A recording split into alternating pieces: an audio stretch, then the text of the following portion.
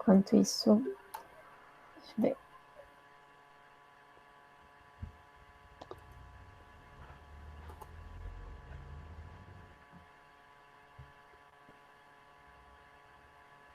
Tá indo a minha tela? Tá sim, Bia. Então, bom dia, gente. Hoje a gente começa o nosso penúltimo estudo da série dos territórios. Então, a gente está aqui no capítulo 5, Utilidade e Progresso, e vocês vão perceber que eu vou repetir muito esses termos ao longo do nosso encontro, tá? Acho que talvez vocês saiam até cansados de pensar nisso, mas espero que não. Mas então, indo para o nosso gráfico aqui, bem característico da nossa série, né? A gente está nessa pontinha do gráfico aqui, nessa curva, na verdade, em que supostamente a fé, a ciência estaria reflorescendo, se desvencilhando das armadilhas da fé, nessa narrativa mística, e reflorescendo, então, crescendo exponencialmente para a felicidade moral. Mas a gente tem percebido, né, ao longo dessa caminhada, que as coisas são um pouco diferentes, e que essa narrativa, na verdade, é muito simplista, de ver que de fora muitos elementos que fazem parte de todo esse desenvolvimento do que hoje a gente conhece como ciência. Então, no capítulo, o argumento central do Harrison... Bia, eu não sei se é só no meu caso, mas tá um pouco abafado o seu áudio. Será que... Ixi, Aí, melhorou. deixa eu ver, eu vou ver se eu seguro. Melhorou. Tá bem. Então, nesse capítulo, o argumento central do Harrison vai ser de que as mudanças que a gente começa a observar nos entendimentos de ciência e de religião vão estar intimamente relacionados com a mudança na ideia de progresso, no que se entende por progresso naquela época. E aqui eu queria fazer um experimento, porque vamos falar muito de ciência experimental, né? Queria fazer um experimento aqui no nosso encontro, de vocês pensarem sobre essa pergunta. Qual a importância da sua área de estudo, ou de trabalho, né? Da sua profissão, e pensarem, na verdade, se vocês já ouviram essa pergunta, se vocês já se depararam com essa necessidade de ter que justificar o que você estuda, ou o que você, a sua profissão, né? E daí deixa aí nos comentários, sim, já ouvi essa pergunta, eu não ouvi, só para eu ver depois, né? E ter uma comparação com o que eu estou pensando. Mas por que essa pergunta, então? Na verdade, a gente vai ver uma grande influência do pensamento de Bacon, que era um grande crítico da preocupação moral. Bia, voltou a ficar... O Arthur falou que voltou a ficar Tá, abafado. Acho que é seu... eu vou ter que segurar então, beleza. Deve ser o cabelo. Talvez sem o fone. Ixi, deixa eu ver. Como que é agora? Eu tô ouvindo bem. Tá, beleza. Então vamos lá. Então, Bacon era um grande crítico dessa preocupação moral que os cientistas da filosofia natural tinham, né? Esses filósofos naturais tinham, e ele vai ser um defensor da ciência útil. Então, ele vai dizer que, em vez da ciência se ocupar de desenvolver virtudes morais nos praticantes, ela deveria se preocupar em desenvolver conhecimento útil, em termos bastante práticos e materiais mesmo. Então, essa esfera de preocupação individual deveria ser minimalizada na visão dele. Então, quando a gente vê aqui, essa ideia, na verdade, reverbera ao longo do tempo, de que a ciência tem que servir ao bem-estar humano. O desenho dos Jetsons, eu acho que é muito caricato, né, disso, de uma sociedade altamente tecnológica, em que a vida é muito harmoniosa e muito mais fácil com a tecnologia, né? Então não tem a necessidade de cozinhar, é só colocar um cartão aí numa máquina e a comida vem pronta, e você tem robôs que são seus servos, né, em casa, e não tem nenhuma tarefa doméstica, a vida é mais fácil, embora tenha trânsito, né, nos Jetsons, tudo parece ser muito mais fácil e cômodo. Tem que falar dessa ideia que ainda existe, né, de uma sociedade utópica e tecnológica que promoveria até uma certa harmonia da humanidade com a natureza e de uma harmonia social promovida pelo avanço da tecnologia. Então, o Bacon e também os contemporâneos dele vão cair num discurso de uma certa marcha do progresso, como se a humanidade naturalmente estivesse se encaminhando para um progresso inevitável, né? A partir do avanço da tecnologia. E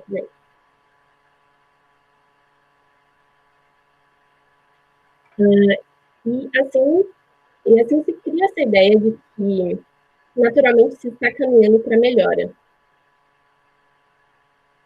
Mas quando a gente pensa em progresso como era entendido pelos antigos, né, pelos medievais, eles entendiam como um movimento natural individual em direção à sabedoria e à virtude. Então, era muito mais caracterizado por aspectos interiores de se voltar para essas características morais, né, para essas virtudes. E isso muda quando a gente entra na modernidade. O progresso vai ser entendido como o acréscimo e o aperfeiçoamento do conhecimento e das tecnologias, né? Então, vai haver um deslocamento da esfera individual, que era muito forte nos períodos medievais e antigos, para um domínio histórico. Então, a gente não fala mais do progresso individual ou de um progresso interior, mas a gente fala do progresso da humanidade como um todo, pensando a humanidade como um único indivíduo que está naturalmente amadurecendo e se aperfeiçoando conforme caminha aí ao longo dos séculos.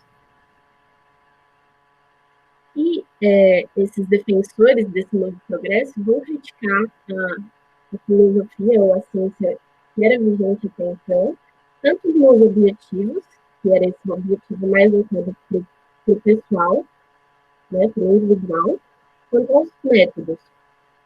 Então, eles vão criticar essa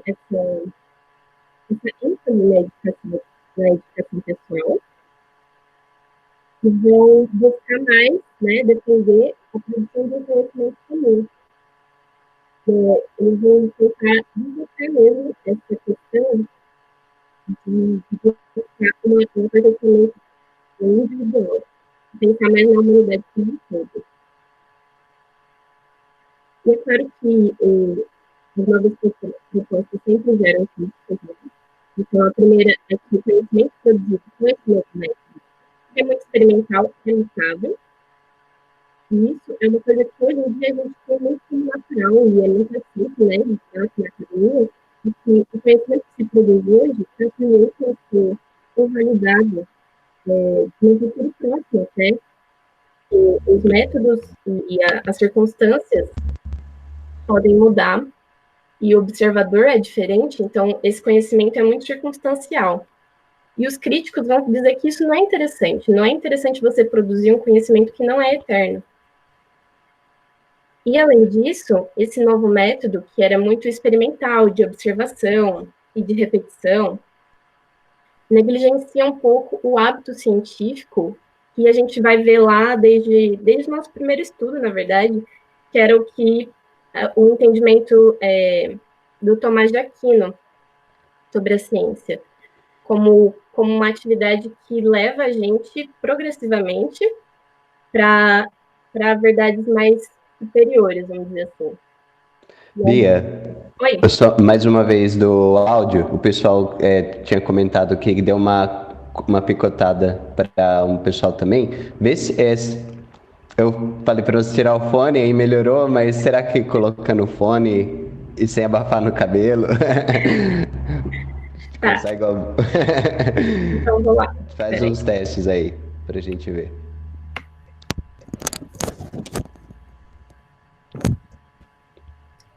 Tá, eu acho então que é melhor eu segurar, né? O Assim tá microfone. perfeito. Se não, assim, se não incomodar você, né, ficar segurando um negócio, mas enfim. Não, não, não. Vamos nessa. Eu fiquei meio perdida com esse troca de microfone, mas eu vou tentar me recolocar aqui. Desculpa, Bia. Não, Mas imagina, eu que peço desculpas. Deixa eu ver. Sim, então o hábito científico que era defendido por Tomás de Aquino, né? Que era entendido por ele como atividade científica verdadeira, vamos dizer assim, que é a caminhada progressiva do estudo de verdades, vamos dizer assim, terrenas, para verdades mais superiores, verdades teológicas. E esse novo método, que era muito experimental e bastante focado no que era terreno, negligenciava essa caminhada progressiva, né, que era defendida. Então, aqui, gente, a gente começa a ver uma produção massiva de conhecimento, um conhecimento experimental, e a gente começa a ver essa transição, essa mudança de como o conhecimento é feito, como a produção de conhecimento é entendida. E é interessante pensar na imagem das bibliotecas. Hoje a gente entra nessas bibliotecas muito grandes e enxerga elas como armazéns do conhecimento. Não tem como um único indivíduo se dispor a estudar todos aqueles livros, né, ler todos aqueles volumes e realmente ser detentor desse conhecimento.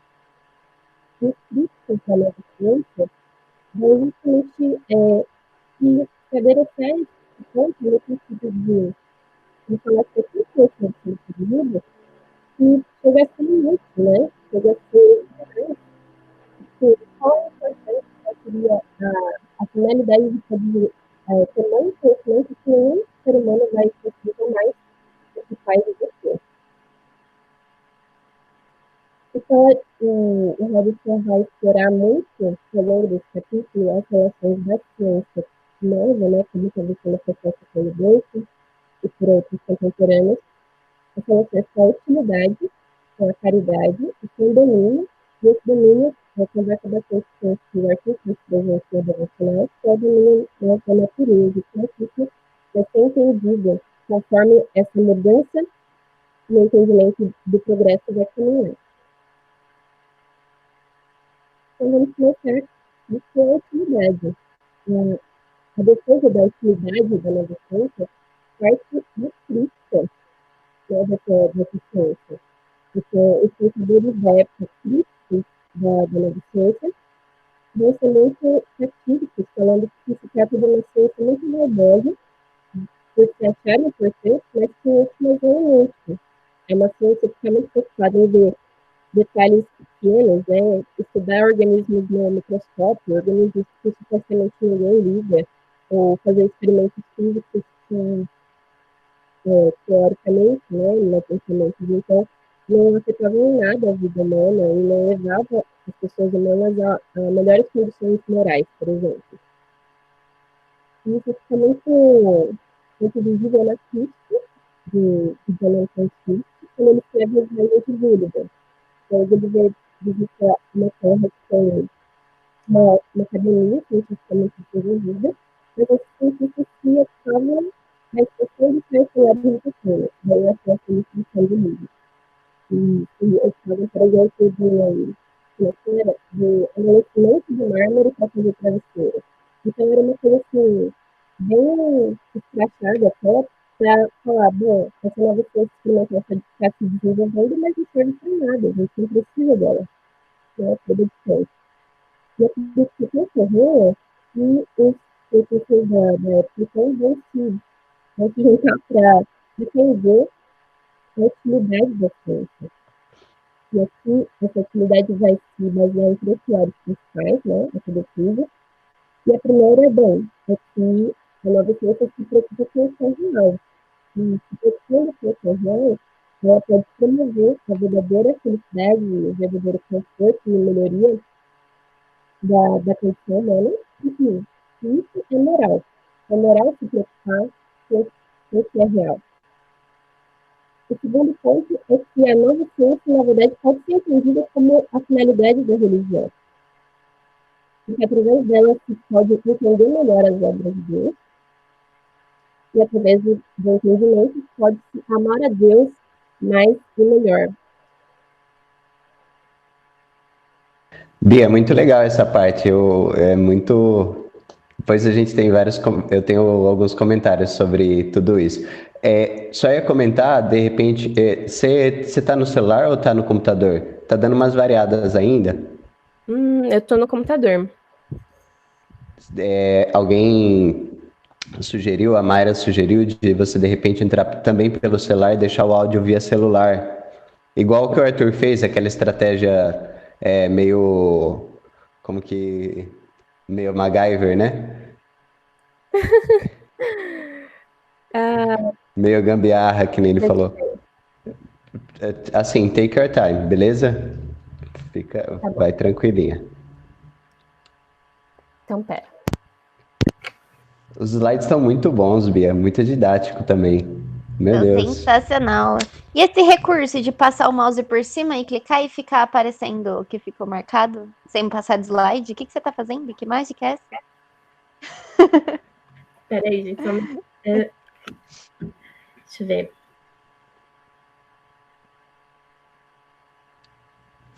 Gente.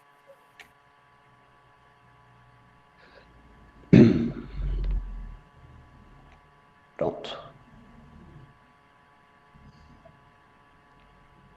Pessoal, aproveitando para dar um recado, a gente tem o hábito de fazer o registro dos encontros e fazer como um resumo no final. Se você tem esse hábito também de fazer anotações pessoais e quiser no final compartilhar com a gente, pode enviar aí para o Gesi, para mim ou para qualquer pessoa que seja. Vocês veem aí que está sempre fazendo alguma coisa. E a gente estrutura tudo isso e deixa depois disponível para as pessoas que não vieram ao evento, à palestra, para pegar esse resumo e conseguir continuar o estudo do livro, tá bom? Então no final aí fala com a gente se você costuma fazer isso. Boa, Mar. Tenta aí, Bia. Tá mudo o seu outro, no caso. Legal. E agora? Tá funcionando bem. Agora Agora tá a gente tá excelente. vendo duas Ana Beatriz. Tá bem. Bia, eu vou te pedir um favor, porque eu estava muito angustiada, porque já fazia muitos slides que eu estava pegando assim, muito por cima o que você estava falando. Se for possível, se não for te atrapalhar muito, você volta um pouco? Então, eu ia perguntar para vocês, na verdade, o que deu para entender até agora? Porque eu posso recapitular do começo e passar um pouco mais rapidamente, mas, tipo, tentar não deixar ninguém para trás, né? Ó, pra mim, o que deu pra entender foi você falando bom dia. Aí dali pra frente Picotou foi um muito pouquinho. difícil.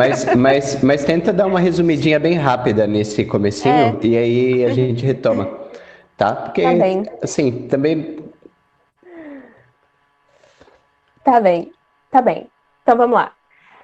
Gente, utilidade e progresso, tá certo? Ciência e religião, as mudanças nessas ideias vão estar muito relacionadas com o novo entendimento do progresso. E esse novo entendimento tem uma grande influência do Bacon, que vai criticar a preocupação moral, né, que a ciência tinha até então, e vai defender uma ciência útil. Uma ciência que sirva à humanidade em termos materiais, de bem-estar. E isso é uma ideia que ainda está presente nos dias de hoje, tá bem? É uma ideia da tecnologia servindo à humanidade para o alívio de certas condições até proporcionadas pela queda do ser humano. Então, o Bacon e outros contemporâneos dele vão defender uma certa marcha do progresso, vão dizer que a humanidade caminha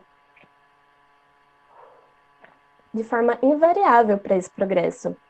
E que o que está liderando, né, essa marcha é justamente o avanço científico. Tá certo? Então, aqui, eu também não sei agora se deu para ouvir, né? Nossa, não, tá perfeito. Manda ver, manda ver. Tá bem. Então, o progresso era entendido de uma forma muito individual. Era entendido numa esfera individual, e como um movimento em direção à sabedoria e à virtude. Então, era mesmo uma inclinação muito subjetiva, muito pessoal, muito interna. E então, na modernidade, vai ser muito exteriorizada. O progresso vai se ver como um acréscimo, né, e o aperfeiçoamento do conhecimento e do conhecimento da humanidade, não mais do indivíduo humano. Então tem esse deslocamento do que era importante cultivar no indivíduo para o que é importante para a humanidade como um todo. Tá bem?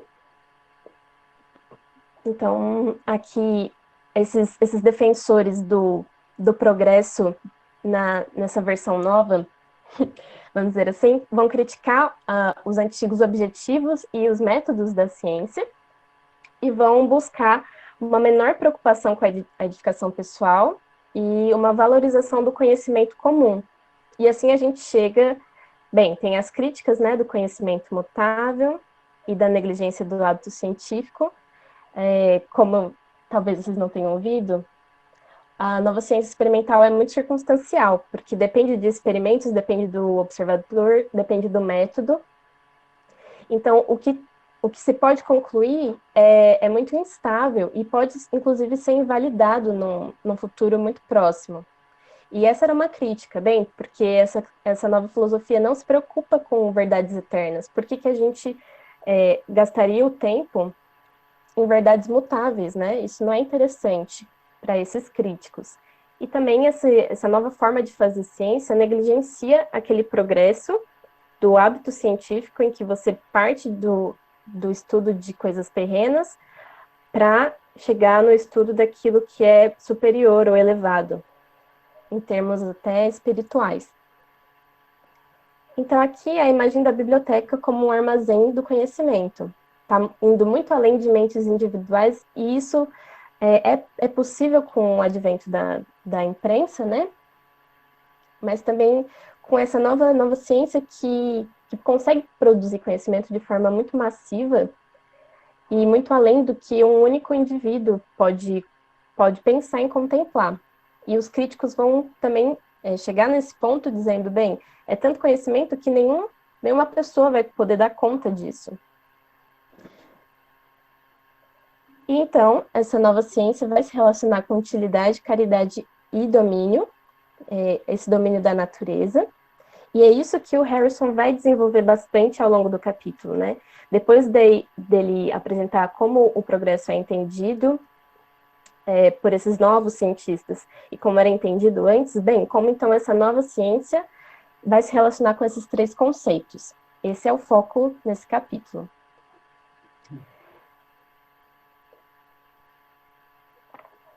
Então, tá bem. Quanto à utilidade, a gente vê essa sátira da ciência experimental, que parecia, para quem via de fora, muito vaidosa e muito inútil, porque pensava em questões que pareciam muito pequenas e que não tinham uma ligação com o dia a dia prático das pessoas, né? Então, por exemplo, com o microscópio, tem uma grande obra do Hooke, em que ele descreve, né, os detalhes dos organismos e das estruturas que ele via ao microscópio. Mas ninguém enxerga isso a olho nu. Então, para que se preocupar em fazer isso? Esse é um exemplo.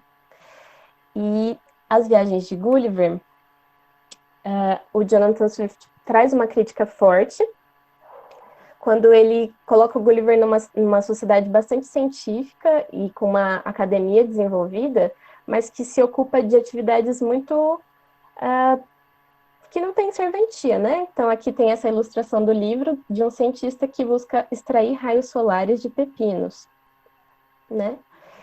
E essa crítica é tão satírica e tão ferrenha à nova ciência que vai exigir uma resposta, e uma resposta que se baseia na utilidade da nova ciência. Então, a utilidade vai perpassar três pilares principais, que é esse primeiro da realidade, né? Eles defendem que é moral você se preocupar com as coisas que estão aqui reais, as coisas desse plano, vamos dizer assim, e porque isso afeta a vida das pessoas, porque isso é real, porque é isso que elas veem, é isso que elas têm contato. Muito embora as verdades imutáveis e teóricas sejam importantes, o que é real e palpável também é. Um segundo ponto é que eles colocam essa nova ciência como uma possível finalidade da religião, porque ela permite o conhecimento das obras de Deus.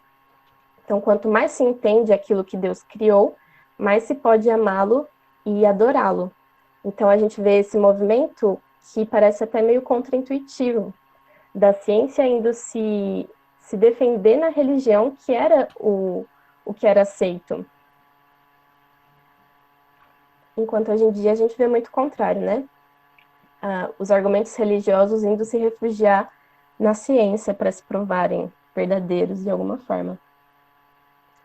E por fim vai ter a questão do alívio da condição humana. E daí a gente pensa esse argumento como uma defesa mesmo da ciência, como uma redenção da humanidade caída e colapsada por conta do pecado original. A nova ciência vai proporcionar as condições materiais para que a humanidade prossiga e avance e tenha uma vida menos sofrida, né? Então, por isso, essa questão do alívio da condição. Eu queria só perguntar, gente, se está dando tudo mais ou menos certo agora. Bia, tá dando para ouvir muito bem, viu? E com bastante clareza e com a sua didática característica. Manda ver. Tá bem, tá bem. Então tá legal, gente. Agora eu vou ficar um pouco mais calma. Quanto à caridade, que é o segundo ponto que o Harrison traz, ele apresenta bem essa nossa tríade das virtudes, que são a caridade, a fé e a esperança, e que o Paulo fala, bem, a caridade é a mais importante dessas três. Só que aqui a gente tem uma ressignificação da caridade. A caridade vai ser entendida nessa nova visão de progresso e de ciência como o bem-estar social. E chega muito próximo da ideia da filantropia e da ideia de caridade como um trabalho social, né? Como um trabalho caridoso. Então, a caridade muda daquele aspecto de uma disposição interior a ter amor pelo próximo, como ações efetivas que demonstrem esse amor ao próximo. O próprio Bacon vai criticar um conhecimento arrogante, como ele chama, que é aquele conhecimento que produz uma satisfação individual. A satisfação de você entender uma certa linha de raciocínio e você adotá-la na sua vida. Embora isso seja importante, só serve a você mesmo. O interessante é você produzir um conhecimento que sirva às demais pessoas. E, inclusive, ele vai falar que essa nova ciência experimental vai promover o amor a Deus, né, no entendimento das obras de Deus, para poder adorá-lo e amá-lo, mas também o amor ao próximo na produção de condições materiais que melhorem a vida das pessoas. E é nesse momento que a gente vê um componente moral sendo muito fortemente associado a essa nova ciência.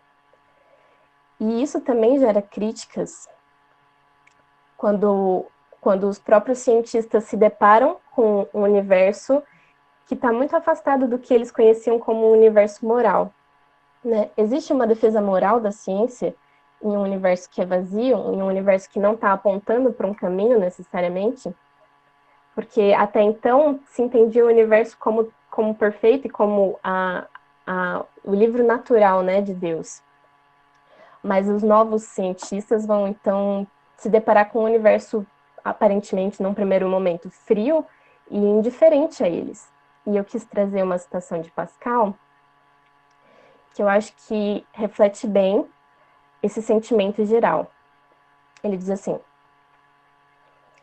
quando eu reflito sobre a breve extensão de minha vida, comparada com a eternidade antes e após, vejo o diminuto espaço que ocupo, engolido pela imensidão de esferas sobre as quais nada conheço e que nada conhecem a meu respeito.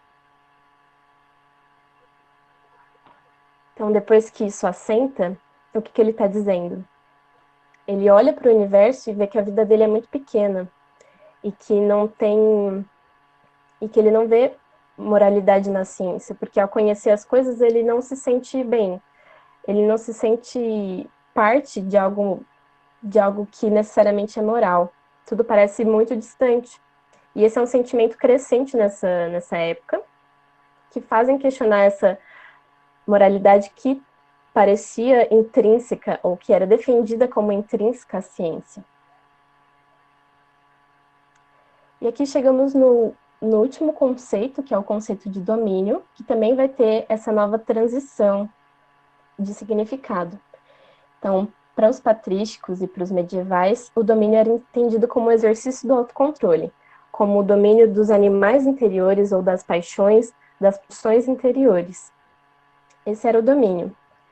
E estava muito relacionado ao cultivo de bons hábitos. Então, de você abandonar aquilo que a carne pode querer e cultivar hábitos que promovam a espiritualidade, por exemplo, mas que promovam uma boa vida, uma vida saudável, uma vida que sirva a Deus e sirva também a sua comunidade. Então, enquanto a gente tem essa visão, na nova concepção, que também surge com uma leitura literal da Bíblia, a gente vai ter essa visão do controle literal da natureza. E esse controle vai se mostrar na subjugação da natureza, inclusive, e vai ter a natureza como a serviço da vida humana. Então, o domínio da natureza começa a ser visto como uma extensão do império humano e pode ser colocado como a subjugação dos animais ou da paisagem, né, dos recursos naturais para a melhoria e da condição humana. Tudo bem?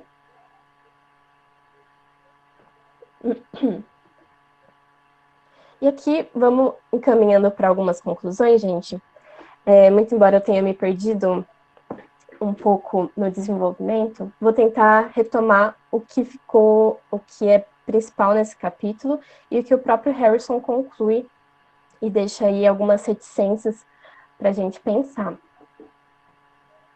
A primeira é esse desenvolvimento mesmo do progresso, influenciando as ideias de utilidade, da caridade e do domínio.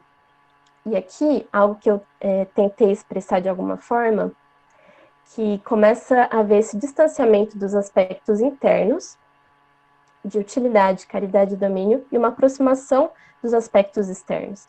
Então, aquilo que era muito interior começa a ser traduzido em ações ou em métodos externos, para promover, por exemplo, o amor ao próximo, ou o amor a Deus, ou o cumprimento de um mandamento. Então, aquilo que era entendido de forma interna começa a ser visto de forma externa. A segunda proposição dele é que o progresso vai ser aplicado, mas de forma diferencial, às ideias de ciência e de religião. E por que isso? Porque se a ciência agora pode ser entendida, se o progresso da ciência é entendido como o acréscimo e o aperfeiçoamento dos conhecimentos, isso pode ser colocado até o infinito, né? Não tem um limite muito certo do quanto você pode acrescentar e do quanto você pode aperfeiçoar.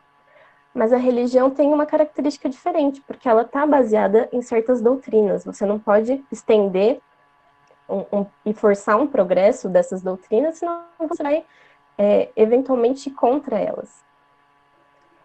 Então, enquanto o progresso começa a estar associado à visão de ciência, os próprios reformadores vão começar a defender uma ideia de que foi a reforma da religião, a reforma das letras, né, que proporcionou a reforma da religião e o avanço da ciência.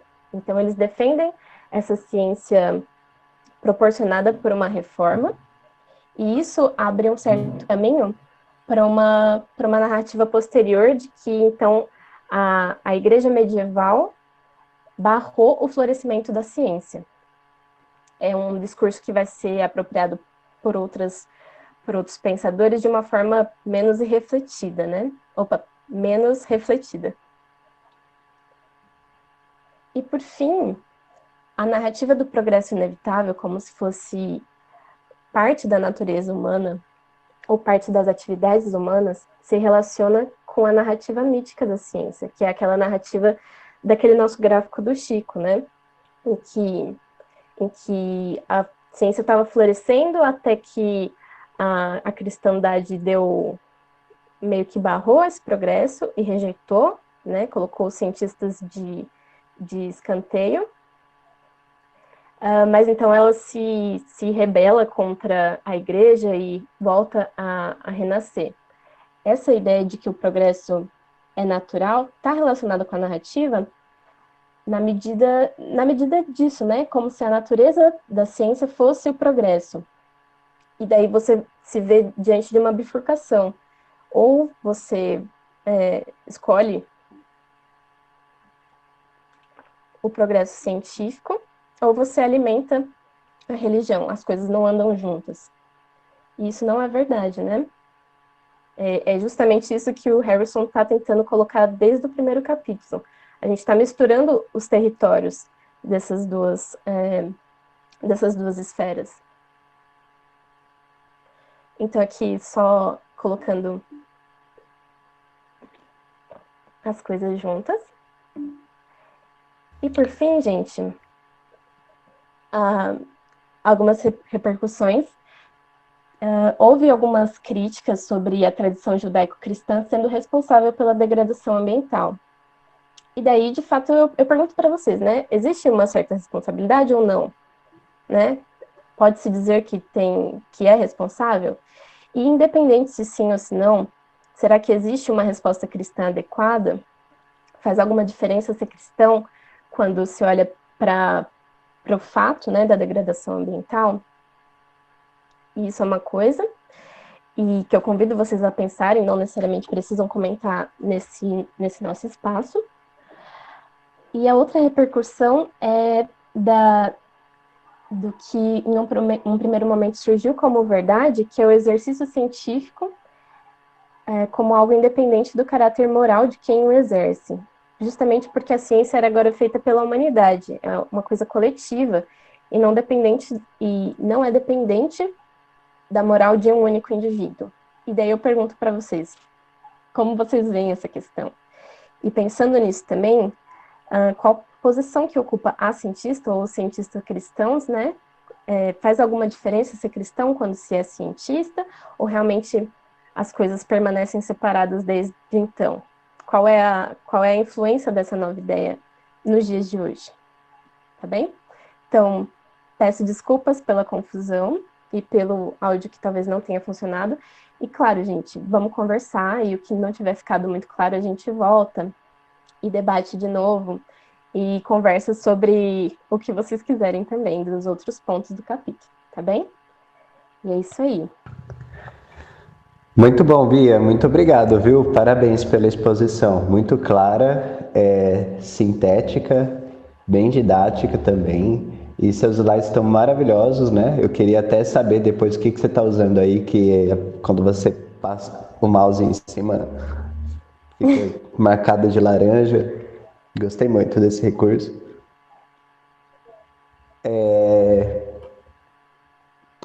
Gente, então esse é o nosso momento. Agora a gente tem um tempo aí para debates, né? A Bia deu uma corridinha com a apresentação, até por conta do tempo, né? Então, não, até por conta do problema do áudio e tal. Talvez tenha ficado confuso algum ponto para você, especialmente você que não leu o capítulo. Então, é o momento de a gente tirar dúvidas, bater papo, né? E também, se você leu o capítulo, ou mesmo não leu, mas está com algum insight interessante aí, jogar, compartilhar na roda, né? O que vocês acharam dessa... Isso acrescenta novos pontos para vocês? Ficou clara essa conexão, né, desse capítulo com os demais, você que está acompanhando a série de estudos?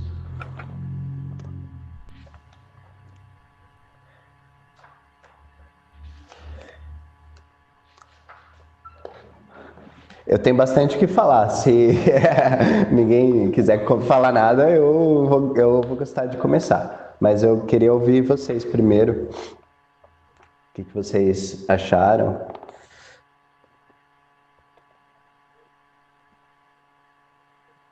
Eu também tenho coisa para falar, se mais ninguém tiver, eu vou fundo aqui.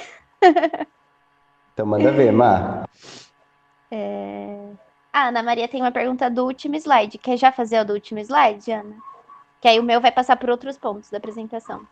Pode ir, Aninha. Pode ser.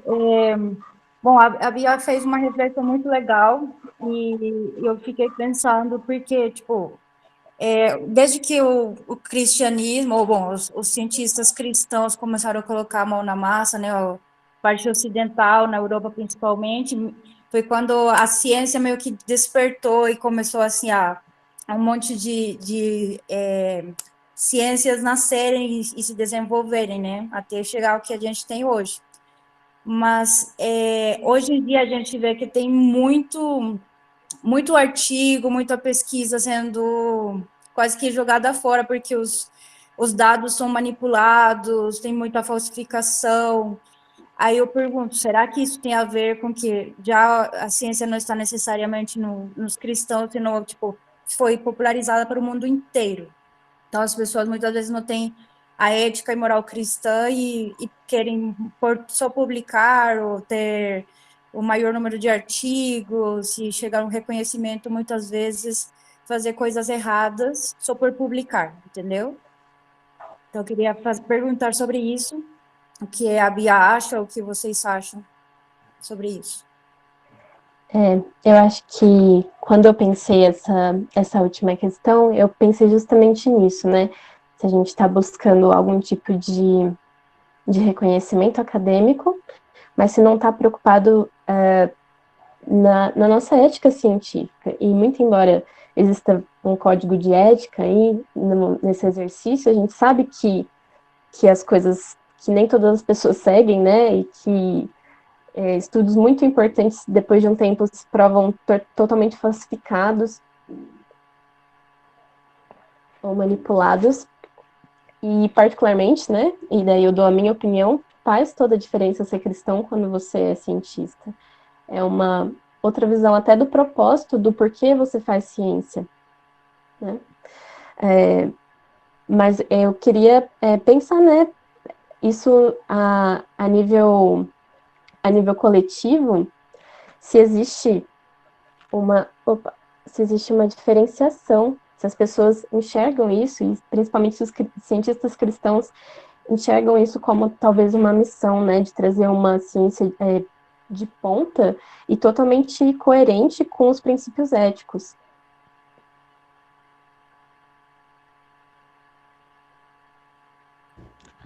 Posso falar uma coisinha? Que aí meu ponto entra nesse sentido, assim, né? Bom, antes da Ana falar, eu já estava pensando nisso, e aí eu acho que faz mais sentido agora, assim.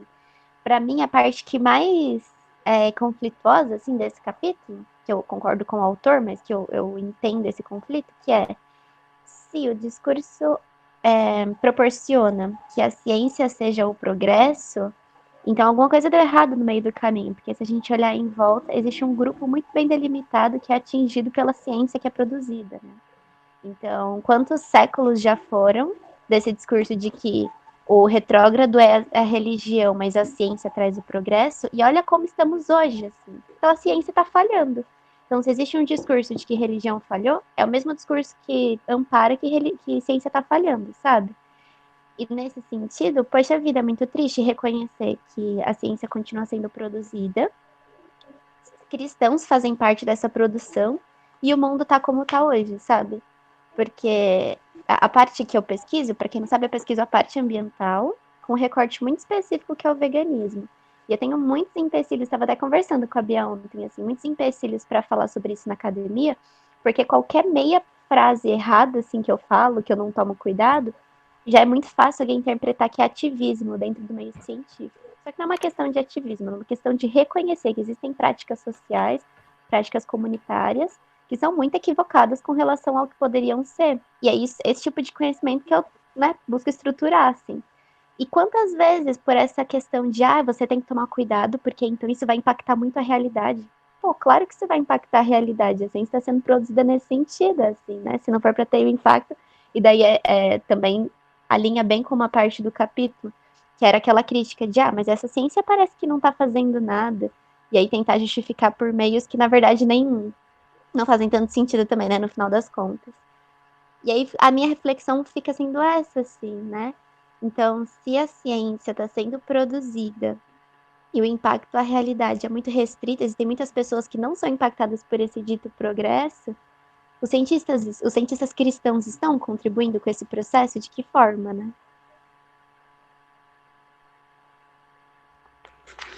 Muito boas observações, viu? Isso aí já daria uma série de estudos inteira. Muito bom. Mais ressonâncias com esse ponto? Eu gostei de uma coisa que a Ana Maria levantou, né? Esse aspecto, assim, em que medida hoje faz diferença ser cristão? E eu tenho um palpite, assim, que isso vai ter a ver com o que a Bia falou e com o que a Mayra falou, né? Respondendo, assim, pensando... Na verdade, não faz muita diferença, né? Na prática, assim, se você vai lá no laboratório, um cientista cristão, um cientista ateu, e faz experimentos, principalmente ciências naturais, né? Vou pegar a física aqui, um paradigma. Você vai lá, você vai lá fazer o experimento de Millikan. Você vai testar a carga do elétron. Eu fiz o experimento de Millikan com uma amiga agnóstica. E quando fui fazer o experimento de Millikan, a gente estava com os mesmos pressupostos sobre as mesmas hipóteses, a mesma tese, fazendo o mesmo experimento, e a gente chegou nos mesmos resultados, a gente analisou os dados juntos e chegou nas mesmas conclusões. Que diferença faz? Essa que é a questão. Essa que é a questão que a Bia tinha levantada no primeiro encontro. Lembra, Bia? Foi, assim, especial você ter trazido o estudo desse capítulo, porque acho que ele é o capítulo que mais responde àquela questão que você colocou, né? Tipo assim, o que aconteceu então? Que a ciência e a moralidade ficaram em aspectos tão diferentes, né? Porque ciência antes, para quem não lembra, né? Ou não estava, mas ciência estava muito associada às virtudes, né? Ao papel que, enfim, a ciência era uma virtude, né? Tinha a finalidade de aperfeiçoar. Aqui nesse capítulo, ao longo dos capítulos, a gente foi vendo como isso foi cada vez mais objetificado, cada vez mais transformado numa prática externa que não tem nada a ver com práticas interiores, com transformação interior, mas tem a ver com um fim social adequado, e esse fim agora é cada vez mais objetificado na direção do progresso. Então, os cientistas, eles estão vulneráveis à crítica social. No início do século XVII. O que eles precisam fazer? Eles precisam defender que a ciência é uma coisa que vale a pena sim, não só porque ela cumpre os fins da religião, ao dar provas da existência de Deus, ao tipo assim, explorar o domínio do homem sobre a natureza, mas também ao digamos assim, aliviar aquele estado humano, né, que nem a Bia trouxe hoje. Então, isso tudo, tipo, tem um desenraizamento muito forte da moral, né? Assim, então a gente chega na situação hoje que tem cientistas que não tem tipo... Ele chama atenção para isso no capítulo, em um trecho. Tipo assim, isso não tem nada a ver mais com conhecimento interior, conhecimento moral, com fins morais que eu, como ser humano, enquanto cientista, devo atingir. Mas tem totalmente a ver com uma prática objetificada em prol de um progresso. E são vários cientistas, aquela analogia do grande ser humano, né? Vários cientistazinhos assim, que compõem uma grande maquinaria humana em torno desse progresso. Isso é uma coisa que a gente vê muito hoje, né, na Big Science. Aquela ideia de que a ciência é uma coisa feita pelos 100 e 200 países e por pessoas de diferentes religiões que estão marchando em direção ao progresso, independente de religião. Religião é uma coisa, ciência é outra. Ciência diz respeito ao progresso, tá bom? Então, a gente faz... E esse é um grande dilema. É uma pergunta, digamos assim, ela não tem uma resposta fácil, né? E justamente porque ela não tem uma resposta fácil, que eu acho que é legal a gente retomar essa perspectiva histórica, para ver que talvez exista algum modo de ver que ciência e religião não eram coisas tão separadas assim. Ambas diziam respeito a fins morais. A ciência ela foi objetificada, mas talvez parte da nossa resposta enquanto cristãos é de retomar uma visão cristã do que é o trabalho científico, de que conhecimento e moralidade são coisas que precisam dar juntas, né? Enfim, e eu acho que parte da resposta está aí. Alguém tem mais comentários sobre esse ponto? Posso falar alguma coisa daqui, de Presidente Prudente, tão longe de Campinas? Estou pertinho de você, estou pertinho de Presidente Prudente em Primavera. Você está em Primavera? Sim. Parabéns, legal. Faz parte da região aqui, lá do Pontal do Paranapanema. Isso. Bacana, bacana. Olha, eu quero utilizar o exemplo do Gisiel, que ele colocou, quando ele falou que fez a experiência com a agnóstica, é isso, Gisiel? Em relação a elétrons, né? E também aquilo que a Mayra falou a respeito do veganismo, né?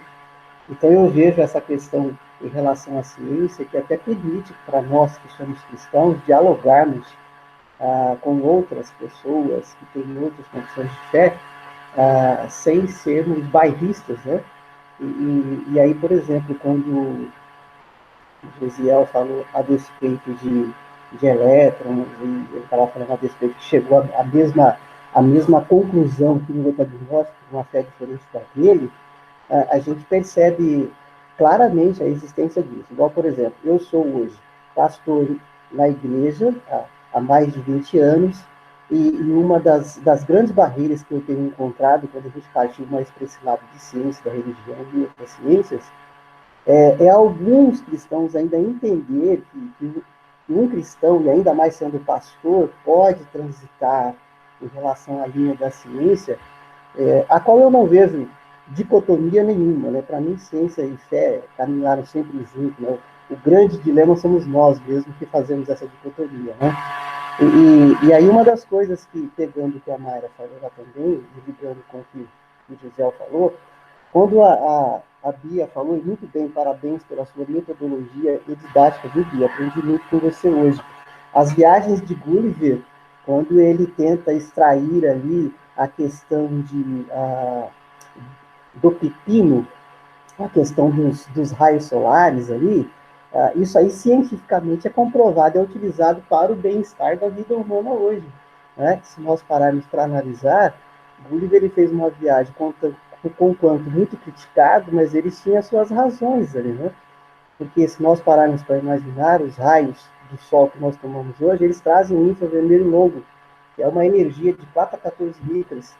E isso aí nós encontramos nos alimentos. Na questão vegana lá que a Mara colocou, quem se alimenta bem dessa questão dos vegetais, verduras e legumes, que recebe os raios solares infravermelho longo, vai ter um bem-estar melhor. Nesse aspecto, a ciência hoje caminha muito para isso.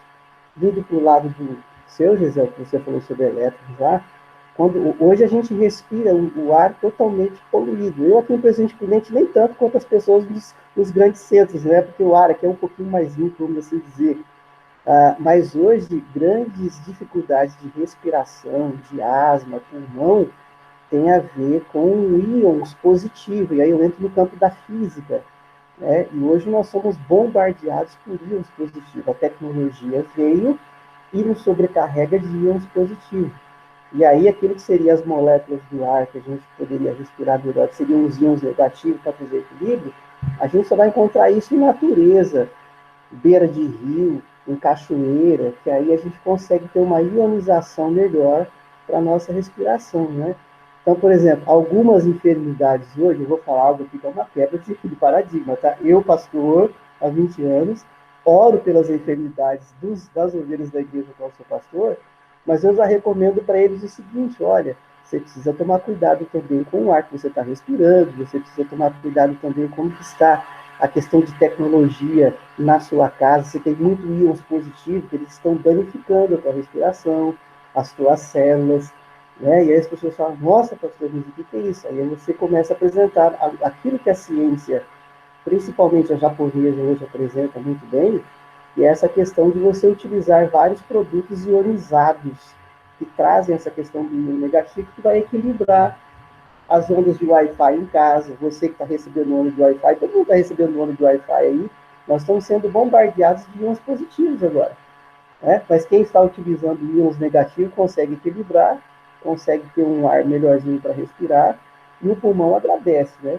Então eu vejo, assim, muito, muito bacana, eu agradeço até a possibilidade de estar fazendo parte desse grupo com vocês, de ver cada vez mais que ciência e fé caminham juntos, sim, e traz tanto essa questão do reconhecimento da glória de Deus, como também o bem-estar humano. Então nós glorificamos a Deus e servimos o bem-estar humano, né? Encerrando a minha fala aqui, eu parto do princípio de Gênesis, capítulo 1, quando a criação, né? Deus ele criou o sol e colocou ali para dominar sobre toda a terra. Então o crente só olha o sol como aquele que dá luz para o dia. Mas na verdade, sem o sol, todos estaríamos mortos, né? Todos os seres vivos, né? E aí, no caso, são animais, são plantas e seres humanos. Então, a nossa composição biológica precisa desses raios solares, né? Então, mais ou menos por essa linha aí, pegando o que você falou lá sobre elétrons e o que a Mayra falou sobre o veganismo aí. Obrigado, viu? Obrigado pelo comentário, Arnaldo. Muito, muito bom. E mais reações, pessoal? Desculpa, Bia. Não. Achei que o comentário começa a dialogar com o nosso princípio antrópico, né? De como as coisas estão aí tão ajustadinhas à vida humana. Acho que esse livro vai ser bacana também, né? Quando formos estudá-lo, Arnaldo vai gostar. Legal. Boa. Posso falar um pouquinho? Claro. Eu esqueci, que eu fiquei tão encucada com a pergunta que eu fiz, que eu esqueci de parabenizar a Ana Beatriz, que foi espetacular a palestra dela, a apresentação muito clara, muito didática. Eu também quero umas dicas sobre as ferramentas que você usou, porque foi muito legal, viu? Os slides super bonitinhos, né? Muito bonitinho. Nossa, muito obrigada, demais. gente. Desculpa, porque eu confesso que eu realmente me confundi aí, fiquei um pouco achando, não sabia se eu estava sendo ouvida, enfim. Mas obrigada. Não está desculpada, Bia, porque não tem que pedir desculpas, tá? Não precisa mesmo, nem percebi isso, de verdade. Em relação ao que o Gesiel falava, assim, tem várias áreas que não vai dar conflito, né, dependendo da sua cosmovisão, né? Por exemplo, na minha área também de síntese orgânica, ninguém vai pensar se Deus existe, não existe, não vai interferir absolutamente nada. Ou que pode interferir em outras áreas, assim, por exemplo, biologia, sei lá, paleontologia, inclusive a área da Ana Beatriz, pode ser que... Educação, né? A gente pega, cada vez, quanto mais próximo de humanas, parece que dá mais pau, né? Exato.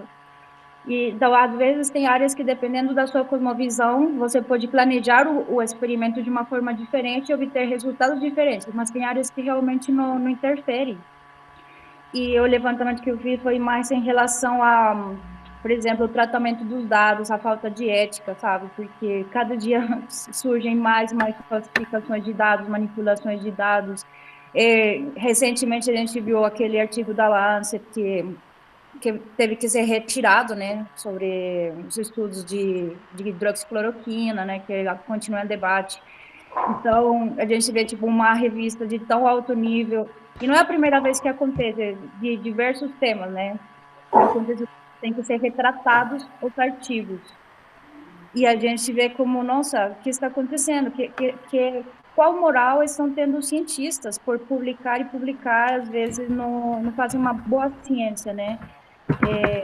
Então, isso que me deixa pensando se é causa de que agora a ciência está imersa não apenas cientistas cristãos, mas também de pessoas que talvez não tenham essa ética e moral cristã, né? Os próprios cristãos estão mal na fita, né, Ana? A real é essa, assim, então, gente, seria o desejável mesmo que a gente tivesse cientistas, até os cristãos, que tivessem, assim, andassem de acordo com a ética cristã, né? Mas a parada tá tão sinistra. Você acha que então a gente está se deixando contaminar? Não, a gente está completamente contaminado, assim. Mas, enfim, é um debate interessante, esse da ética, né, na ciência e tal. Acho que isso é muito Posso jogar valioso. um foguinho aqui? Posso jogar Manda uma ver. faísca, ver se pega fogo? Desse tópico de, não faz diferença, porque é referencial teórico. Tipo, você precisa fazer uma análise, né, nas ciências naturais. Você não tem muita abobrinha para falar. Você tem muita gente que já falou aquilo antes de você, você tem só que observar aquele experimento, né? Isso nas ciências naturais. Nas humanidades, gente, isso pode dar um rolo que é muito legal, assim. Se você não é dessa área, faz o exercício de pensar, assim. Por exemplo, sou da educação, eu preciso pensar um processo de ensino-aprendizagem com uma criança. A primeira pergunta que a gente faz é qual concepção de indivíduo que a gente tem. Então, dependendo de como eu entendo aquele indivíduo, eu vou entender um processo educativo diferente, uma relação ou não com a família, uma relação ou não com a sociedade. E tudo isso a gente tem muita liberdade para falar absolutamente o que a gente quiser. A única coisa que a gente tem que fazer é definir muito bem o nosso referencial teórico. Então, baseado nas concepções vigotskianas da área da psicologia, eu digo isso, isso, isso, isso. Então, conforme os estudantes ou os profissionais têm contato com uma certa bibliografia, com um certo referencial teórico, isso vai mudar drasticamente a concepção e análise que ele tem para aquele processo educativo. E isso você pode levar para todas as áreas, para filosofia, para sociologia, para antropologia. Então, se a gente só tem autores dentro da academia que não consideram aquele sujeito com a dimensão espiritual, você já tira Deus da jogada. Tipo, você não é permitido fazer nenhuma análise onde esteja implicada a existência de Deus, assim.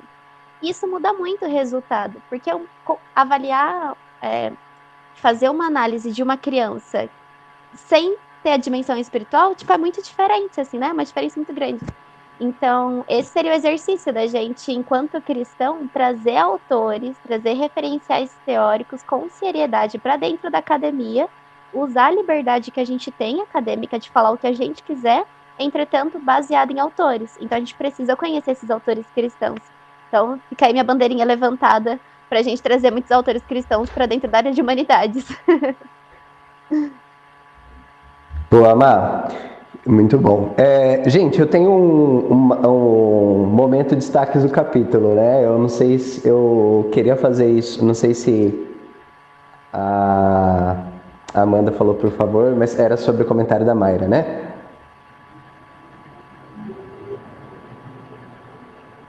Isso, tá bom, legal. Gente, esse capítulo, assim, né? Ele levanta aquela parada que a gente tem que responder até hoje para os pais, né? Para que serve esse negócio que você estuda?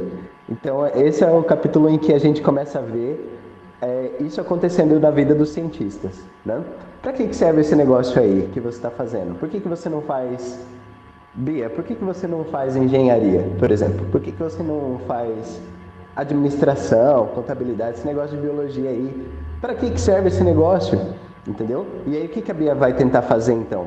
Vai convencer os pais de que biologia é uma coisa importante. Por quê, gente? Porque sem biologia você não tem medicina, sem medicina você não tem cura a crise do coronavírus, né? Então a biologia ela tem um produto social importante e os cientistas até hoje eles lutam com isso, né?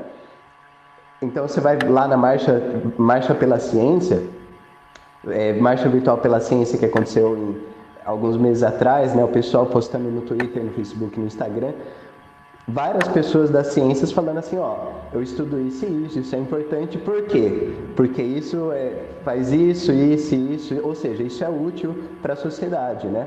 Então, ciência não é só uma questão de ficar contemplando, ciência é uma coisa que tem utilidade, tá bom? E a gente faz isso até hoje, pessoal. E esse é um aspecto bem interessante e que é levantado nesse capítulo. Por que a gente faz isso, né?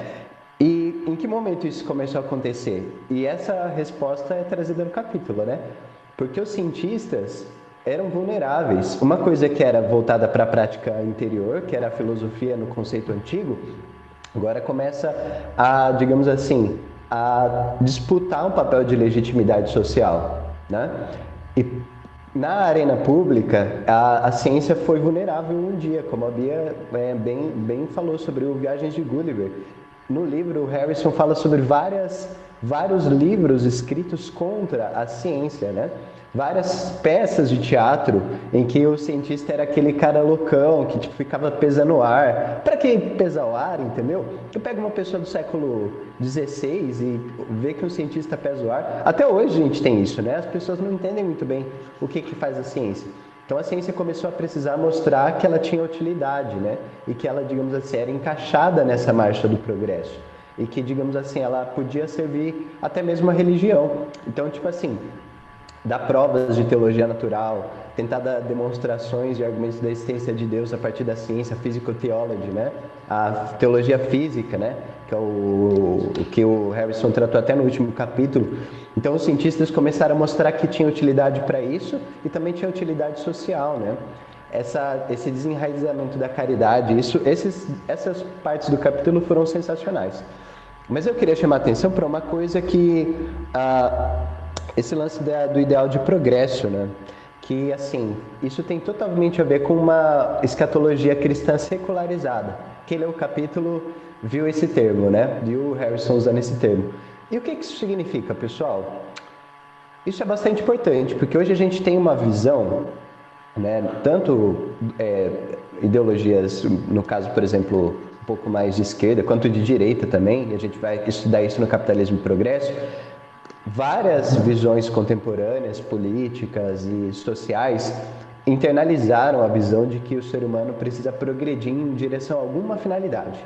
Então, por exemplo, no caso das diversas formas de capitalismo, o acúmulo de bens, né, e produtos vai tornar o ser humano cada vez mais desenvolvido, né? A gente vai ter uma vida cada vez melhor e essa vida é realizada materialmente aqui nesse chão por meio do esforço humano, tá bem? No caso do socialismo tem um análogo, né? Então, por meio de uma revolução que vai derrubar uma classe opressora e vai instaurar um sistema mais igualitário, a gente vai chegar no fim de todas as coisas, que é uma sociedade socialista. A gente tem várias narrativas que incluem essa visão de que a gente vai progredir e chegar em alguma coisa. E o interessante é que o Harrison traz, também nesse capítulo de algum modo, está implícito nessas visões um tipo de visão que originalmente era cristã, de que realmente a sociedade, o mundo vai convergir para algum tipo de finalidade.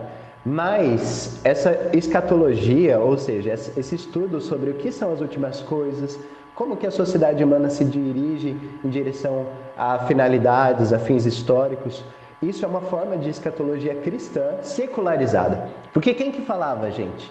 Que o mundo vai chegar em algum momento em que vai ter o ápice da história, em que as coisas vão ser renovadas, a Nova Jerusalém vai descer do céu e finalmente os seres humanos vão habitar num lugar de shalom, num lugar de bem-estar, em que as nossas doenças, né, vão ser curadas pela árvore da vida, em que o próprio Deus vai habitar no meio delas. E quem fala disso é a Bíblia, né? Então, tipo assim, as pessoas começaram a mostrar como que a ciência, vários cientistas cristãos, tentaram mostrar como que a ciência fazia convergir, fazia, digamos assim, caminhar essa marcha do progresso. Mas, ao mesmo tempo, conforme a secularização foi avançando, esse é um tema que me interessa muito, a escatologia cristã foi sendo deixada de lado e um certo tipo de escatologia secular, digamos assim, um tipo de religião secular, tomou conta das ações sociais, né? E hoje a gente vê instaurado isso de uma forma generalizada. Então, gente, isso é muito interessante observar como o secularismo, mais uma vez, é filho de uma visão cristã degenerada, né? Então, mesmo no ideal de progresso, essa ideia que a gente vê subjacente tanto a sistemas capitalistas ou socialistas ou de outras naturezas, positivistas, libertários, enfim, isso tem uma gênese cristã, de algum modo. Isso conversa, de algum modo, com a visão cristã de que a história vai convergir para algum lugar. Mas, ao mesmo tempo, essa finalidade foi retirada. Porque agora a finalidade é o bem-estar humano por si mesmo e é isso que é o que mais importa. Então, esse é um ponto bastante interessante que eu queria deixar aí como uma provocação. Em que medida será que a gente não pode, ao retomar uma crítica cristã sobre a nossa sociedade, encarar, digamos assim, de frente essa questão de revisar as noções de progresso que estão subjacentes à nossa visão sobre a história, sobre a realidade, sobre o mundo, né? E isso é uma coisa que me interessa bastante também. Falei bastante, né, gente? Eu sou empolgado, como sempre, mas eu queria ouvir vocês. Não sei se vocês acham isso interessante também. Isso tem muito a ver com outras questões, né? O mito do progresso científico, né? A ideia de que a ciência vai progredir definidamente também em direção ao conhecimento de tudo. Essa visão tem sido muito questionada nas últimas décadas por filósofos da ciência. Um deles é o cara que escreveu esse livro aqui, A Estrutura das Revoluções Científicas, o Thomas Kuhn, que vai questionar realmente, será que a ciência realmente progride? Né? Será que tem uma transição suave entre diversos estágios de progresso científico até a gente chegar em um final que a gente conhece todas as coisas mesmo? Será que não tem, digamos assim, as revoluções científicas não são processos instáveis? Né? Tem gente questionando isso. Mas, no geral, as pessoas acreditam que a ciência vai evoluir, né? Indefinidamente, que ela é parte essencial dessa marcha humana do progresso. No caso do capitalismo, isso fica claro, né? Que é o nosso sistema aqui. E no caso do socialismo, muitas tentativas em sistemas socialistas foram feitas no sentido de colocar a ciência a favor da marcha socialista pelo progresso, né? Eu poderia mencionar várias situações da União Soviética que o Michael Polanyi discute e que, digamos assim, favorecem essa tese, né? De que precisa colocar a ciência a favor dessa marcha para o progresso. E isso é indiscutível. Desculpa, gente, muitas provocações de um momento só, mas eu queria ouvir vocês, o que vocês acham disso, né? Se isso faz sentido. Respondendo a primeira parte, né? Eu vi 2 grandes blocos aí na sua fala. Na primeira parte, quanto à importância, né, de ter que justificar a resposta para os seus pais. Eu sinto muito, e queria ouvir muito o pessoal das humanidades, né? Quando eles veem essa grande desvalorização das humanidades e do estudo, desse estudo que não tem um resultado assim material de um equipamento montado, né, que não é das ciências aplicadas, como que eles sentem a questão dessa defesa da utilidade, né? Como que hoje isso ainda reverbera nessas áreas. E daí o segundo bloco eu vou deixar para falar depois. Então, gente, e o interessante, só para amarrar o que você falou, o interessante é que o pessoal, aí no século XVI, XVII, é que começa a divisão entre humanidades e ciências naturais de modo muito forte, né? Então, um dos caras, que é o Baumgarten, ele escreveu um livro em que ficava clara a divisão, em 1770 alguma coisa, entre artes e ciências. A partir daí que a gente ouve falar de artes e ciências, né? Principalmente na França, tem esse lance de ciências, são essas coisas que, assim, tem por finalidade investigar o mundo natural. Virtude já foi pro saco, né? E artes é tudo que tem a ver com o desenvolvimento humano, florescimento humano, né? Então, tipo, história, sociologia, a disciplina moderna de sociologia, enfim, filosofia, todo esse resto tem a ver com o florescimento humano. Mas as ciências são aquelas coisas que são objetificadas, é estudar o mundo natural, a história natural, né? Enfim. E parece que nessa aí, as ciências naturais ganharam um pouco de destaque, né? Porque as invenções, por exemplo, o desenvolvimento subsequente, né, da máquina a vapor, de vários mecanismos que ajudaram o desenvolvimento do capitalismo, tinha muito a mão das ciências naturais, principalmente da física e da química. E as humanidades, né? Então parece que as humanidades não ficaram um pouco de fora nessa marcha do progresso. Até hoje eu vejo muita gente que tem uma visão muito progressista, cientificista, com dificuldade de ver o papel das humanas. E aí é que está o problema, né? A pessoa tem uma visão de progresso que inclui as ciências naturais, mas para ela as humanidades não fazem sentido. Para quem é cristão faz, né? Então é o contrário, né? O cristão ele valoriza as humanas e as naturais de igual modo, era para valorizar. Mas aquele que é cientificista vai tender mesmo a encarar as ciências humanas como uma coisa sem sentido, sem valor. Mas então vira cristão, poxa. Isso que você fala é bem importante, porque a raiz do positivismo, né, meio que as humanidades foram quase que descartadas, aí só se dava valor às ciências naturais, eu acho que, em grande parte por isso, a gente está vendo uma certa decadência. A gente não nega, né, que temos muitos avanços científicos, em ciência, ótimo, maravilhoso. Mas também a gente vê muita decadência ao mesmo tempo, porque como foram deixadas as ciências sociais de fora, não se dá menos importância, então não tem quem avalie também, né, e que ajude a promulgar essa ética e essa moral que tanto estamos vendo que faz falta hoje em dia, né? Então temos que retomar e dar importância às ciências sociais que elas merecem e tem que estar no mesmo nível das ciências naturais, eu diria, né? Ambas são supremamente importantes para o desenvolvimento da sociedade. Eu concordo, mas eu tenho uma coisa ainda para acrescentar. Mesmo se elas não fossem úteis para o progresso, digamos assim, da nossa sociedade como é concebida hoje, elas têm a sua importância per se, entendeu? Aí é que a gente precisa também recuperar um pouco dessa visão de que conhecer o mundo, conhecer a natureza. E o modo como isso, como as ciências e a atividade científica, a atividade intelectual nos envolve como seres humanos, é uma finalidade importante de ser recuperada, né? Então, mesmo que a gente não consiga ver de modo prático algumas certas atividades humanas, o valor delas, nem por isso elas precisam ser descartadas, né? E eu acho que isso também inclui recuperar essa visão mais ampla da relação entre ciência e desenvolvimento humano, né? O desenvolvimento humano não está só nessa, digamos assim, no progresso material do bem-estar humano, né? Mas em outras finalidades para as quais a gente foi feito também, né? E eu acho que isso é legal. É uma coisa que o Harrison levanta tacitamente, né? Ao longo do livro.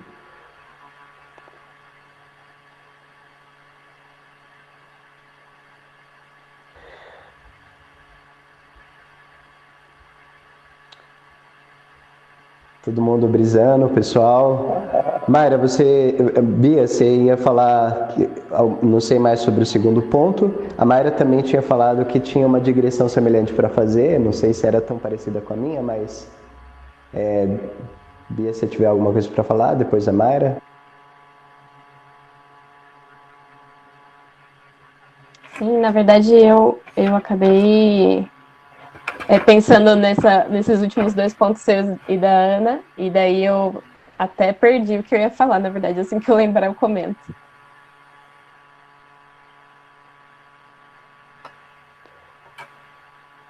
Tranquilo, amiga. Mayra? Eu posso. Era mais com relação à pergunta que ela fez sobre as questões ambientais, né? Daí não tem muito como eu ficar quieta nisso. Mas eu só queria passar um panorama para vocês, que é muito interessante, não sei se triste ou feliz, mas absolutamente ser cristão não é uma questão que se pondera com relação ao impacto ambiental, assim, tipo, a parte teórica que fala sobre isso não faz um recorte de tipo, os cristãos ferraram tudo. É muito mais uma no campo teórico, né? Muito mais uma análise de como o sistema capitalista faz com que a natureza seja usada como recurso. Então, os seres humanos se sentem no direito de exaurir esses recursos porque eles significam, na verdade, um retorno financeiro. A discussão passa muito mais por esse ponto do que ficar falando que isso é culpa ou não dos cristãos. Então, assim, isso não recai nas nossas costas, mas também não recai uma visão positiva de que ser cristão muda essa relação. E aí esse é o ponto que recai sobre as igrejas, né? Nossa visão teológica, e isso a gente pode, inclusive, voltar para aquela questão da alegoria dos outros capítulos, que a gente perdeu esse significado de que existe algo intrínseco na natureza que pode nos revelar quem é Deus. Por ter perdido isso, eu acredito que na parte teológica a gente perdeu muito. Mas nas discussões socioambientais isso não está colocado. Inclusive, isso passa até por uma coisa positiva que a gente pode trazer para a gente. Assim, existe uma reflexão colocada que é religiões e espiritualidades individualistas, sabe aquela coisa mais recente, tipo New Age, que tipo, você por você mesmo, vai ser, sei lá, vai encontrar uma iluminação, alguma coisa assim. Tem uma visão crítica sobre esse tipo de religião porque perde a dimensão coletiva. Então, quando você perde a dimensão coletiva de que as suas ações influenciam todo mundo, aí eles significam que isso é pior para a natureza porque você não consegue também entender a responsabilidade coletiva sobre a natureza. Nesse sentido, o cristianismo tem um prato cheio, assim, porque mais coletivo do que a nossa religião não existe, né? Assim, pois a vida, a gente entende que no mundo inteiro nós somos uma única família de um único Deus, assim. Então isso deixa assim de inspiração para vocês, para suas próprias igrejas, levarem essa discussão.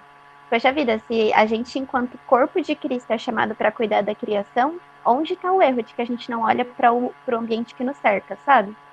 E se alguém quiser conversar mais sobre isso, pode me chamar depois. Valeu, Mar. Bia, você quer...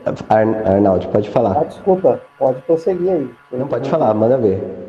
Eu penso que isso que a Mara falou tem a ver com aquela questão das igrejas, eu posso falar bem disso que eu estou inserido, mas como ciência da religião, a gente já procurou fazer uma defesa em relação a cantar mais músicas do chão da terra do que músicas do céu. O grande problema da visão do meio evangélico hoje, da teologia, é que se canta muito música na primeira pessoa e só para o céu. Só para o céu. Canta-se poucas músicas da terra, da nossa convivência com o dia a dia, né? Eu até fiz um trabalho quando eu fui defender essa questão de que a influência da música na teologia cristã, eu sou um daqueles que defendo que aquilo que o pessoal da música canta na igreja influencia mais do que aquilo que o pastor prega, do que o teólogo prega. E eu falo isso como pastor sem problema nenhum, até porque eu sou músico também. Nesse aspecto é que a igreja vem, infelizmente, pensando de uma maneira muito reducionista, né? Eu até cito a música, se eu não me engano, do Ivan Lins, desculpa os mais jovens aí, tá? Que é bem antiga. Quem foi que disse que eles podem vir aqui nas estrelas fazer xixi, né? E toda essa questão onde eu defendi que a igreja volte a cantar canções e componha canções que falem da terra, que falem da nossa relação com a terra, né? E nesse aspecto a gente perde muito. Então, cientificamente falando, é comprovado isso, né? Então, casuisticamente falando, eu fiz essa experiência durante 2 anos no mestrado e peguei uma igreja específica e ali eu fui ver todo o repertório de músicas que eles cantavam e ali chegamos a uma conclusão, neurocientificamente falando, em relação à música, de que a fé, os dogmas daquela comunidade ali, tinha tudo a ver com o repertório musical que eles cantavam, né? E isso é algo muito sério que precisa ser despertado na liderança da igreja, principalmente nos músicos, para serem mais poéticos e mais terrenos e cantar canções da nossa relação humana e com a terra, né? E eu acredito que vai começar a mudar um pouquinho a visão teológica do meio evangélico, né? Obrigado, Arnaldo. Bia, quer comentar alguma coisa? Você que é a palestrante? Sim, nossa, gostei muito do comentário da Mayra, né? Acho que ela me senti muito contemplada, né? No que ela falou. E uma ressalva que eu gostaria de fazer, de fato, hoje em dia, né, não parece nada razoável colocar, né, a culpa da degradação ambiental sob o peso da tradição, né, sob as costas da tradição judaico-cristã.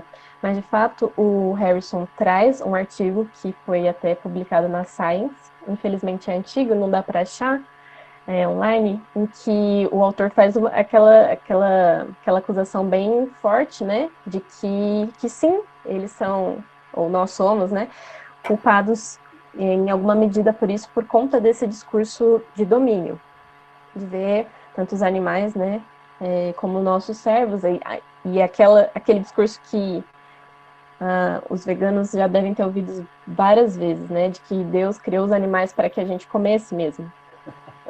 E daí, se a Má quiser falar sobre isso. Mas, enfim, a questão era um pouco essa. Muito embora hoje seja uma visão que não dá para você, né, concordar, essa questão já existiu mesmo. E é interessante pensar que como que as pessoas de fora da fé cristã podem ver esse movimento ou esse entendimento do domínio. Acho muito, muito interessante essa relação. E também, bom, é isso. Gostei muito do que você falou, Má, obrigada. Sim, Má, e esse artigo é uma coisa realmente legal, isso que a Bia falou, né, do Lynn White Jr., né? Ele... Assim, gente, mas essa é uma boa pergunta, né? Se domínio sobre a natureza não significa exploração da natureza até as últimas consequências, significa o quê, então? Essa é a pergunta que a gente poderia, né? Aí os cristãos, claro, a resposta óbvia pra gente é não, dominar sobre a natureza não significa explorar ela até as últimas consequências. Né? Mas Deus não falou para dominar sobre a natureza e para, digamos assim, que os peixes, os peixes do mar, as aves dos céus, todas as coisas eram para servir ao bem-estar humano. O Agostinho também não falou lá no capítulo 2, lembra? Sobre o uso das criaturas, né, para chegar a Deus. Essa é uma boa questão, né? Parece que parte da resposta, a Mayra está falando aí, né? Jesus era especista, pois veio salvar os humanos e não salvou os animais. Parte da questão tem a ver com isso, né? Tipo assim, o que significa domínio, então? E eu acho que é necessário interpretar direito esse texto aí, né? Eu acho que parte da resposta está no sentido de domínio que a gente vai estabelecer, né? Eu queria ouvir mais de vocês disso também. Eu tenho uma opinião sobre isso, e é que, bom, a Bíblia fala sujeitar e dominar a terra, né? Mas isso não quer dizer que, bom, tem dois extremos, ou não usar, usufruir nada da terra, então a gente morreria de fome, né? Porque não teria nada para comer, ou no outro extremo de explorar até acabar com isso, que é o que a gente está praticamente fazendo hoje em dia. Quando Deus fala dominar a terra, eu acho que é mais de mordomia, sabe? De saber administrar as coisas para você conseguir tê-las sempre. Porque se você vai no extremo de dominá-la até acabar com ela, você vai acabar com seus próprios recursos e você vai morrer. Mas se você fazer ela com uma mordomia bem feita, você vai usufruir dela, mas vai conseguir mantê-la sempre. Os seus recursos, para se manter vivo e para cuidar dela também, entendeu? Então seria nesse sentido, não apenas dominar para só eu usufruir, sino de fazer uma mordomia correta para usufruir, mas ao mesmo tempo ajudar a manter, né? Uhum. Posso ler um trecho do livro? Vou ler o parágrafo que fala exatamente dessa questão, tá? Diz o Harrison assim: o imperativo bíblico de que os seres humanos exerçam domínio sobre a natureza tem desfrutado de considerável notoriedade nos últimos 50 anos, em grande medida por causa da percepção de que esteja profundamente envolvido na degradação ambiental. O historiador Lynn White Jr. fez mais do que qualquer outra pessoa para estabelecer essa ligação, sugerindo em artigo influente na década de 1960 que, em razão da ordem bíblica de exercer domínio sobre a natureza, a tradição judeu-cristã, carrega enorme fardo de culpa pela deterioração ambiental. Essas são palavras do Lynn White Jr. Embora a tese de White tenha sido sujeita a crítica incisiva, até certo ponto ela está no caminho certo. Então aqui tem uma primeira concessão do Harrison, né? A ideia é assim, realmente tem um certo sentido em que parece que domínio, no sentido que a Ana Maria falou, não é o domínio sobre a natureza que foi, digamos assim, carregado historicamente, a interpretação histórica.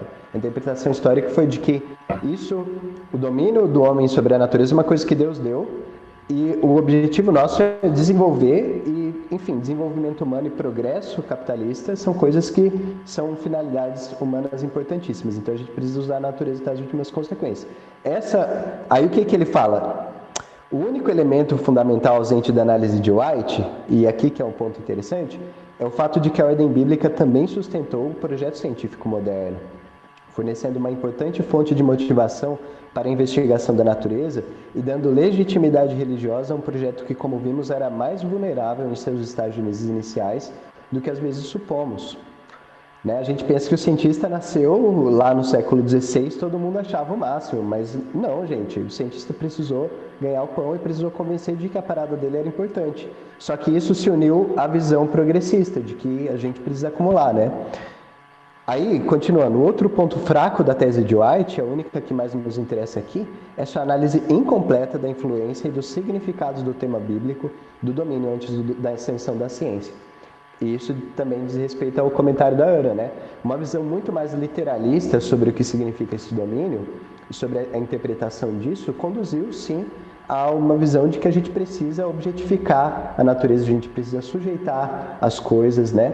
E aí, isso separado da moralidade, novamente, Agora a ciência está separada da moralidade e está encaixada nessa visão de progresso humano. Até mesmo narrativas cristãs como da caridade foram incluídas nessa narrativa progressista. Isso é que foi o ponto que foi chave aqui, né? Então eu achei bem interessante essa ideia desse parágrafo, porque traz uma nova componente, né? Para a gente avaliar a questão do domínio da natureza, como que isso surgiu e como até dar uma resposta adequada a isso, né? Que tem a ver com a solução de problemas ambientais e tudo mais, né? Eu achei bem interessante.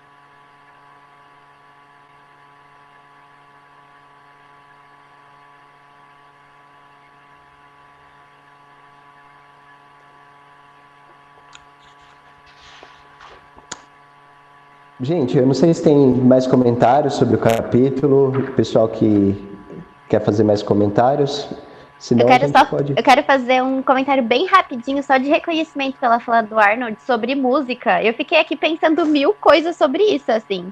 Fiquei muito feliz de como isso acontece na minha comunidade, mas pensando que realmente isso conduz absurdamente, né, à adoração e à concepção teológica de muita gente. Muito obrigada por partilhar isso. É verdade mesmo. Pessoal, então, a gente agora está começando a se encaminhar para o fim do livro, né? E eu queria fazer um comentário breve, tentando recapitular a importância disso que a gente está estudando, né? O que a gente está fazendo não é somente estudar a história da relação ciência e religião. A gente está vendo como esses temas têm tudo a ver com o desenvolvimento do próprio mundo, como a gente enxerga, né? Eu não sei se vocês estão com essa sensação também.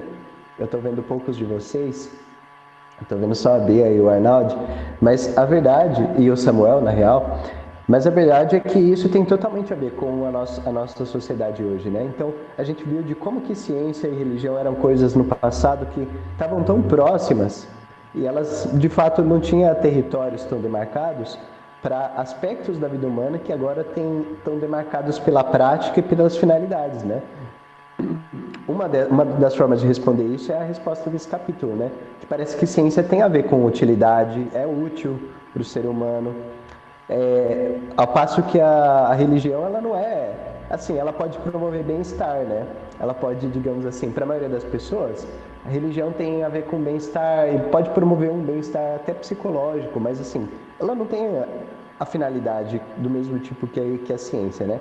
No último capítulo a gente vai explorar um pouco mais essa ideia, mas eu já queria deixar o convite para a nossa próxima série de estudos, né? Que é sobre o capitalismo e progresso. Esse livro aqui, que a ABC2 também publicou, Capitalismo e Progresso, um diagnóstico da sociedade ocidental, do Bob Galsberg. Esse livro, pessoal, tem tudo a ver com esse tema que a gente estudou hoje, né? De como a ciência, ela foi, digamos assim, ela foi encaixada nessa narrativa de progresso. Eu diria até que, assim, esse livro que a gente vai estudar agora digamos assim, é uma exploração mais ampla desse tema que a gente está conversando hoje, né? Então fica a dica para a gente conversar um pouco mais sobre isso, sobre como as narrativas de progresso, subjacente a várias ideologias, vários pontos de vista aí na nossa sociedade, tem a ver com essa visão secularizada, né, de progresso que era, digamos assim, filho da tradição cristã.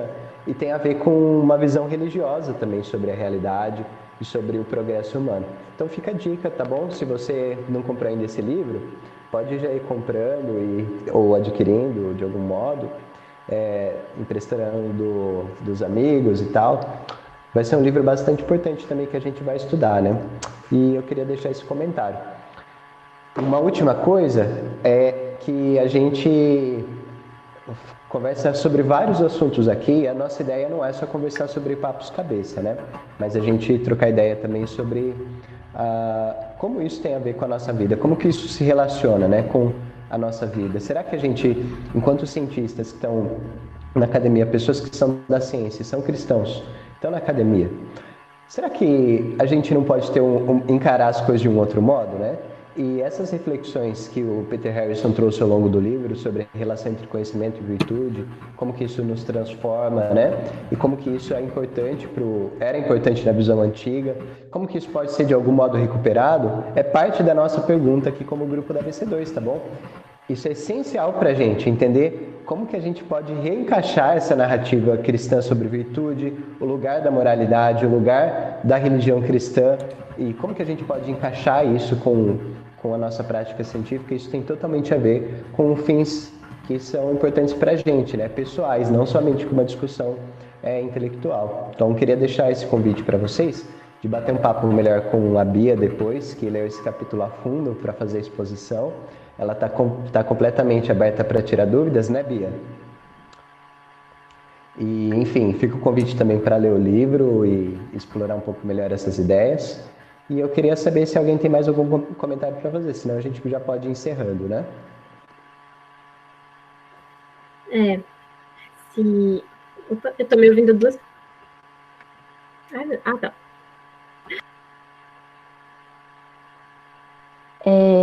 Ok, agora tá tudo certo. Se alguém se interessou por uma parte específica do capítulo, né, convido muito a ler, em que ele explora de um jeito muito claro, muito gostoso. Mas, assim, pode falar com a gente, caso vocês não tenham um livro, né, é sempre legal ir mais a fundo nessas ideias e chegar em questões que sejam importantes para a vida cristã de vocês, né, para essa caminhada. E não deixar as coisas passarem na superfície se vocês acreditam que vai contribuir bastante. Com certeza, amiga. Obrigado pela exposição, viu? Pela disposição também em puxar esse estudo. Foi muito legal, muito bom mesmo. Obrigado, viu? E eu espero que esse capítulo tenha ajudado a responder aquela sua questão inicial, né? Que eu lembro muito bem, eu guardei ela com muito carinho. Então, o que a ciência tem a ver com a moralidade? Talvez a gente não chegou mais perto de uma resposta efetiva, né? Mas eu acho que isso pelo menos abriu o caminho para você ver que, enfim, como que a gente chegou aqui, né? E acho que como a gente chegou aqui é parte importante de como a gente vai responder isso, né? Exato, esse capítulo foi muito, muito especial. E, embora não seja uma resposta completa, né, gente? É difícil respostas completas. Acho que ajuda a gente a começar, né? A pensar assim. Muito bom. Enfim, tamo junto, pessoal. Foi muito bom ter vocês com a gente hoje. E a gente tá feliz de estar acabando um livro tão maravilhoso, né?